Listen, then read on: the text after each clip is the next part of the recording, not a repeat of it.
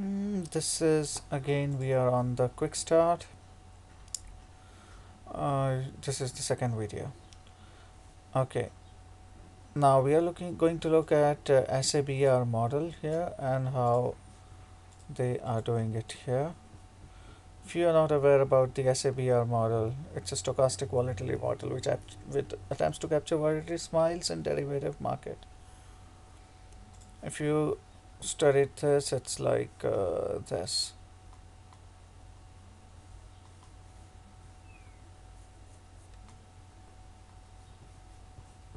But let's ignore the complexity for now. Let's see how to use the SABR model. So to illustrate how general the approach of Let's Quick DX Analytics is, let us quickly analyze an option based on SABR stochastic volatility option, which follows hereafter. If you remember, even if you don't know what is SABR, if you remember that some of the either side options become extremely expensive. So if the market is trading at 100 and you buy an option to sell this at 105, then the implied volatility is less. But if you want to buy it like at to sell it at 110, if it's a call option, or to buy it at 110, as you go on either side, the volatility increases. So what in follows does not play a role. We need to define the different parameters, obviously. We define the market environment ME underscore 3, and we say that dx dot market environment ME underscore 3, ME underscore 1, and pricing date. Since we already defined it in the last model, in the last class on the top here, so in my last video, we defined some constants, so we are going to call ME underscore 1, and we are going to call those constants again rather than redefining them. We are going to copy the complete old environment. Then we have the other things. We are adding a constant initial value, alpha, beta, rho, and volatility of the volatility. And then we say that the model abstention. Now all these goes into SABR. Let me see if I can take you back to that model. Because if you don't know the parameters, then we would be stuck. So all these models have different parameters. If we look at the final parameter,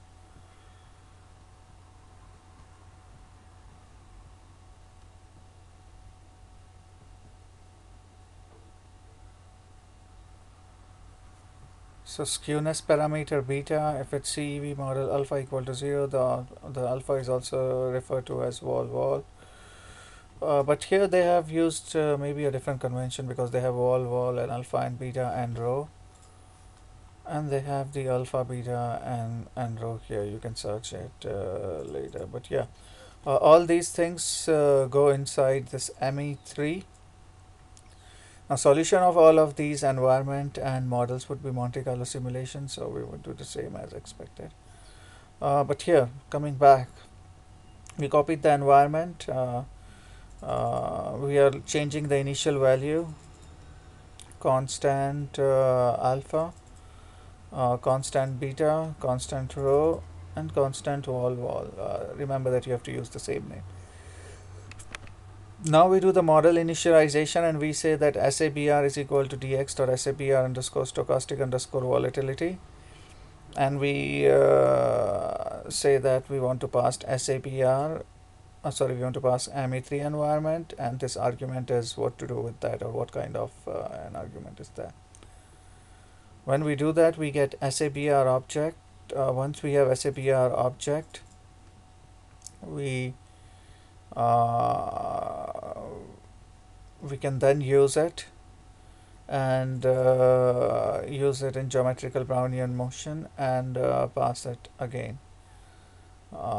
And then when we have to define our option portfolio, and if you see ME3 here, we are going to add a constant strike, which we are going to get from ME underscore 3, the initial value, so this one.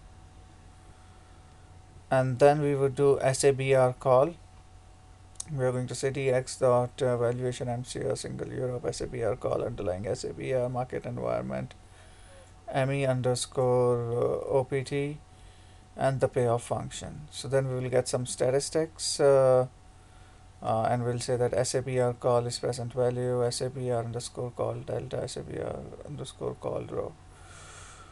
So this is while we use. If you look at this carefully, we cannot break the link because we use this ME underscore OPT and this copied the constant from here. So we have initial value, volatility, and everything at constant.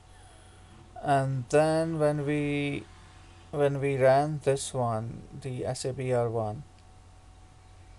So to just calculate the SABR volatility, we have to be in the world of SABR to calculate that volatility. This becomes extremely fancy because it was so hard to look at this in terms of when somebody was telling us that when you draw a Monte Carlo simulation path, everything changes on its way. So all these volatilities would change based on where you are. So this ME underscore 3 is going to have our initial volatility, which is 0.5, and then the parameters that's going to be used to draw those volatility.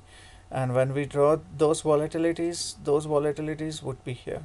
Now I'm going to be a little fancy and I'm going to show you if we can put those volatility and put it inside the data frame. So generally they have this kind of a thing after running the geometrical Brownian motion. Let's see if I can get that and put that. I mean, this is the way in which you should think and try to put stuff.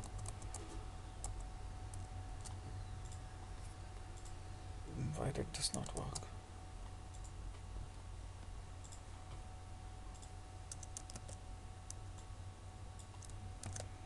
So if I were to write .get values, then I should see whatever is inside that. So you see these are the different path that SABR is taking. I think since we did not define the Monte Carlo paths, it took everything from that. Let's see if I can put that into a data frame so that we can see that more clearly. So I'm going back and I'm going to say that I want to create a data frame here.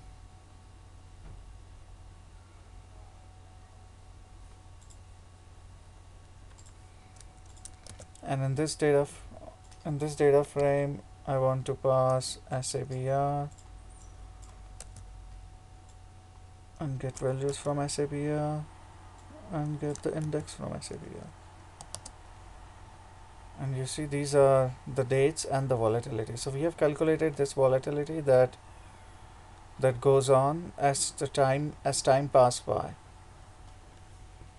So we are using this volatility and we are pushing it inside SABR call.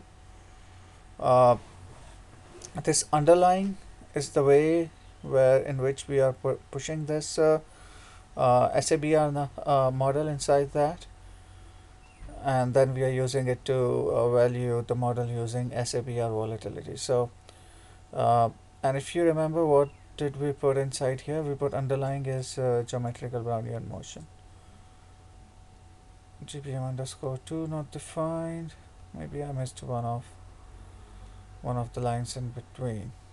But anyways, so the whole idea here is that you can calculate the volatility and then you can push it on to another model.